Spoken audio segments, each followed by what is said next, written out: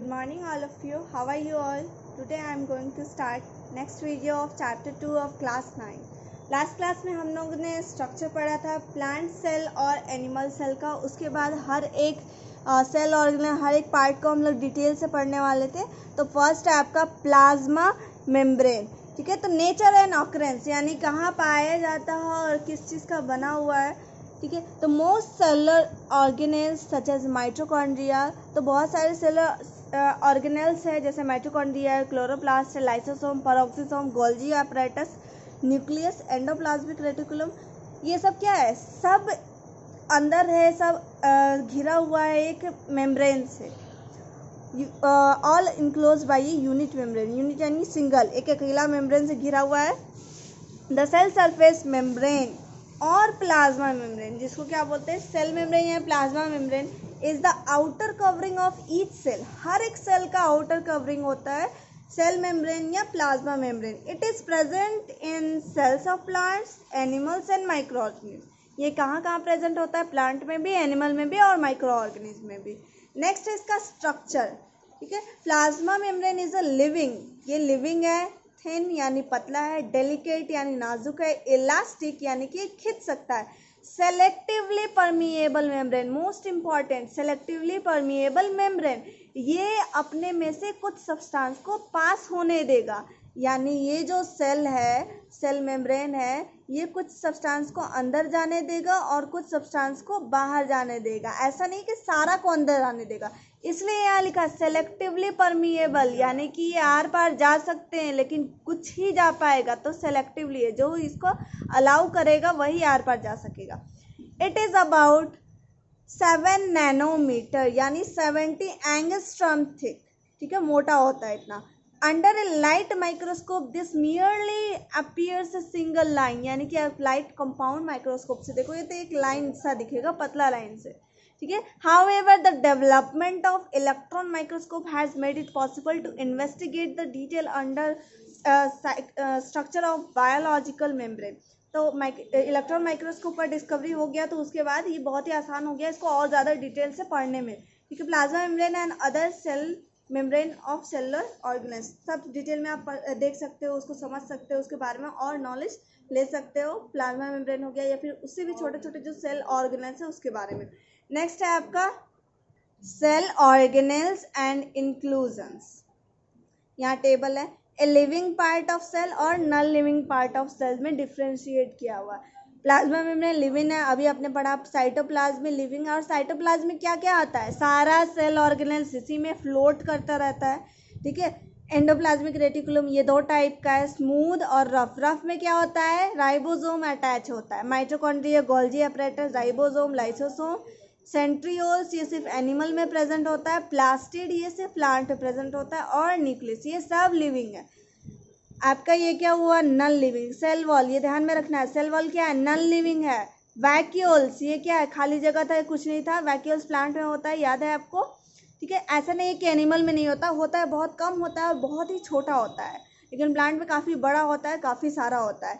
Granules यानी gran मतलब क्या होता है? दाने दाना, जिसको क्या बोलते हैं? Cell inclusion. इसमें क्या हो गया? यहाँ पे मैंने लिखा है non living inclusion. Non living तो है ये. तो इसमें क्या होता है? कॉमनली कार्बोहाइड्रेट यानी कि ग्लाइकोजन. ग्लाइकोजन क्या है? एनिमल फैट है.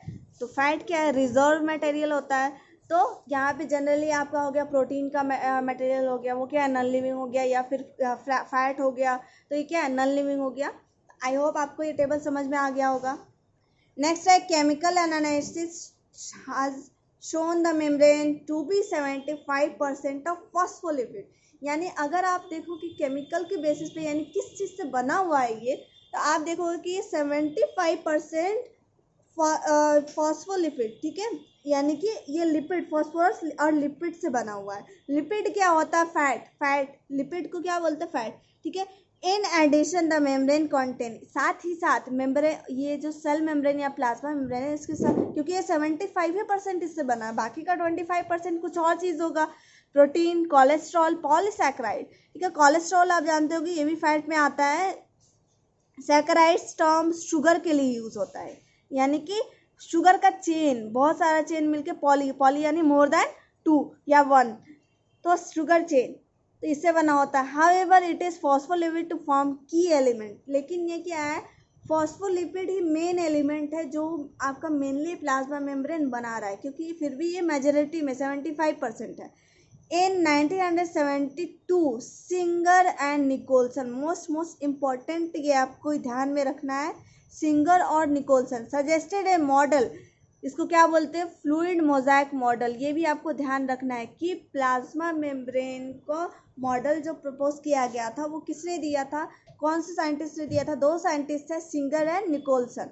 कौन, उस मॉडल का नाम क्या रखा गया, fluid mosaic model, to explain the ultra structure of plasma membrane, ताकि आप ये स्ट्रक्चर को एक्सप्लेन कर सको, ठीक है। और any other membrane of the cell, या फिर दूसरा कोई अदर मेम्ब्रेन है तो उसको भी ये एक्सप्लेन कर सकता है। अकॉर्डिंग टू देम, इनके अनुसार, ठीक है, plasma membrane is made up of by layer, by layer का मतलब डबल लेयर, दो लेयर होता है, टू मॉलिक्यूल थिक लेयर, दो मॉलिक्यूल, ठीक है। यहाँ आप देखिए ध्यान से, एक ऊपर ये मॉलिक्यूल हुआ, ये वाला लाइन, ये पूरा एक मॉलिक्यूल, और एक ये वाला नीचे वाला लाइन, हो गया टू मॉलिक्यूल्स ऑफ फॉस्फोलिपिड, यानी फॉस्फोरस और लिपिड मिला के फॉस्फोलिपिड।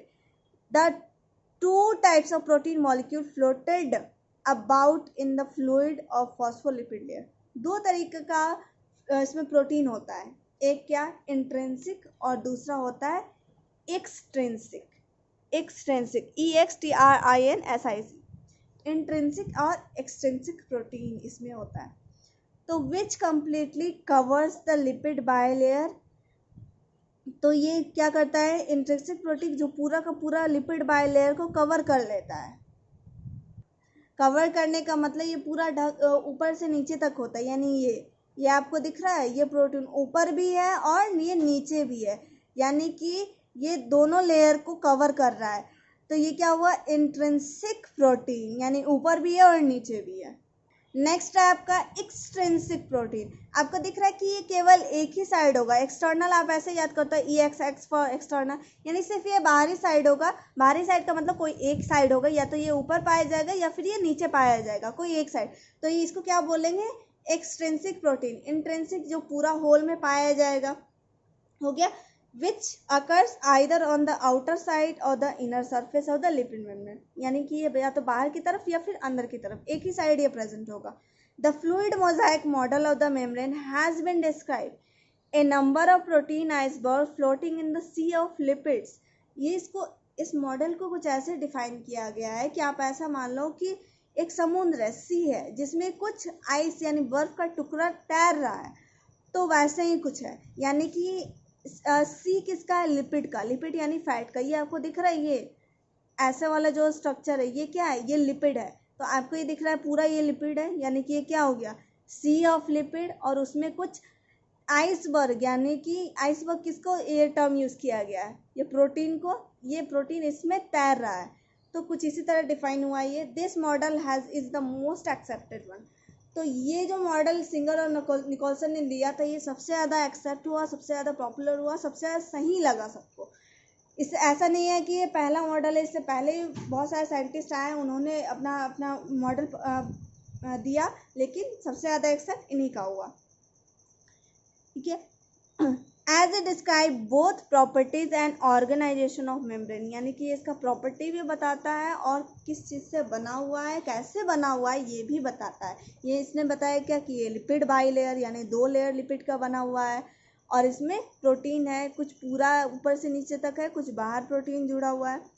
इतना आई होप तो ये तो आपको क्लियर होगा। तो कुछ आप इसको और भी डिटेल से देखते हैं। Fluid mosaic model plasma membrane का, आप यहाँ देखिए, यहाँ पे कुछ ब्रांच आपको नज़र आ रहा है सबके ऊपर, है ना।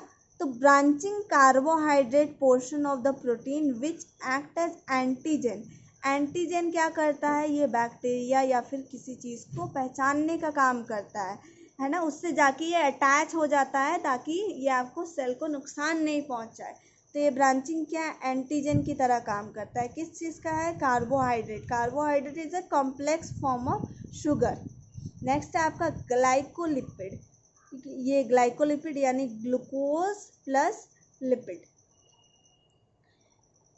इट इज ये मेंटेन स्टेबिलिटी ऑफ सेल। ये क्या करता है, स्टेबल बनाता है सेल को।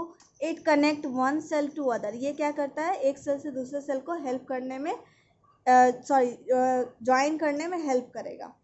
एक्सटेंसिंग ये मैंने बताया, protein lying on the surface, जो सरफेस के ऊपर होता है। इंट्रेंसिंग क्या है, स्पैनिंग द फॉस्फोलिपिड लेयर, ये पूरा का पूरा ये कवर करता है। इसमें एक पोर है जो कि सब्सटेंस को अंदर और बाहर जाने में हेल्प करता है, कुछ सब्सटेंस को ही। नेक्स्ट है हाइड्रोफोबिक टेल। हाइड्रो टर्म किसके लिए यूज होता है, वाटर फोबिया, फोबिया यानी फियर, यानी वाटर फियर है, यानी जिसको पानी से डर होता है। टेल्स ऑफ फॉस्फोलिपिड मॉलिक्यूल, ये क्या है, हाइड्रोफोबिक, यानी कि ये पानी से अवे चला जाएगा, दूर चला जाएगा, तो ये हाइड्रोफोबिक टेल है इसका। फॉस्फोलिपिड का दो पार्ट होता है, ये हेड और ये टेल। तो ये टेल क्या है, हाइड्रोफोबिक, अंदर की तरफ है, आपको दिख रहा है, ये दोनों अंदर की तरफ ही है। और ये क्या है, हाइड्रोफिलिक, फिलिक का मतलब होता है लविंग, यानी जिसको पानी पसंद होता है। Hydrophilic, head of the phospholipid molecule, ये हेड क्या है, बाहर की तरफ है। आई होप ये आपको अब क्लियर हो गया होगा, कुछ ऐसा ही है इसका स्ट्रक्चर। नेक्स्ट है the protein are present not to give strength to the membrane but to serve as. ये जो प्रोटीन था इंट्रिंसिक और एक्सट्रिंसिक, ये सिर्फ स्ट्रेंथ प्रोवाइड नहीं करता, बल्कि first enzyme catalyst chemical reaction with in the membrane. ये एंजाइम क्या करता है, कुछ केमिकल रिएक्शन करवाता है, तो ये कुछ केमिकल रिएक्शन करवाएगा मेम्ब्रेन के अंदर ही। सेकंड क्या है प्रोटीन का काम, ट्रांसपोर्ट प्रोटीन और परमिएबेसिस। ठीक है, आपको मैंने दिखाया था पोर्स था प्रोटीन में, यहाँ ऐसे करके, तो ये क्या करेगा, for the movement of water and soluble ions, ये मैंने बोला था कि ट्रांसफ़र करवाता है। तो कुछ सॉल्यूबल आयंस क्या हो गया, जैसे कि सोडियम आयन हो गया, पोटेशियम आयन हो गया, तो ये अंदर से बाहर ट्रांसफ़र करवाता है, क्योंकि आपको सेल को नीड होता है, ज़रूरत होती है। Pumps for active transport, active transport तो मतलब आप समझ रहे हो कि एक इधर से उधर जाना या सामान पहुंचाना, कुछ भी हो सकता है, वाटर हो सकता है, आयंस हो सकता है, प्रोटीन हो गया, कुछ भी, तो ये पंप की तरह काम करता है। लेकिन एक्टिव ट्रांसपोर्ट क्या होता है, तो यानी कि जिस ट्रांसपोर्ट में आपका एनर्जी खर्च होता है उसको एक्टिव ट्रांसपोर्ट कहते हैं। दो टाइप का ट्रांसपोर्ट होता है, एक जिसमें कोई एनर्जी नहीं लगता और एक जिसमें एनर्जी लगता है। तो एक्टिव ट्रांसपोर्ट जिसमें एनर्जी लगता है और पैसिव ट्रांसपोर्ट जिसमें एनर्जी नहीं लगता। ठीक है, तो आपका ये पंप की तरह काम कर रहा है, यानी एक्टिव ट्रांसपोर्ट करवाएगा। नेक्स्ट है रिसेप्टर प्रोटीन फॉर एंडोसाइटोसिस। तो ये क्या कर रहा है, रिसेप्टर प्रोटीन एंडोसाइटोसिस के तौर पे ये काम कर रहा है।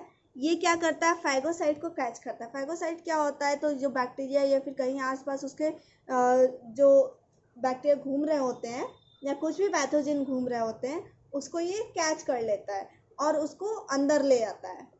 ठीक है, तो ये प्रोटीन का काम हो गया फॉर एंडोसाइटोसिस। जैसे ये प्रोटीन हुआ, इसको कैच किया बैक्टीरिया को और इसको सेल के अंदर ले आएगा और किसी वेसिकल के अंदर डाल देगा। ठीक है, और इसको मारने का किल करने का काम करेगा।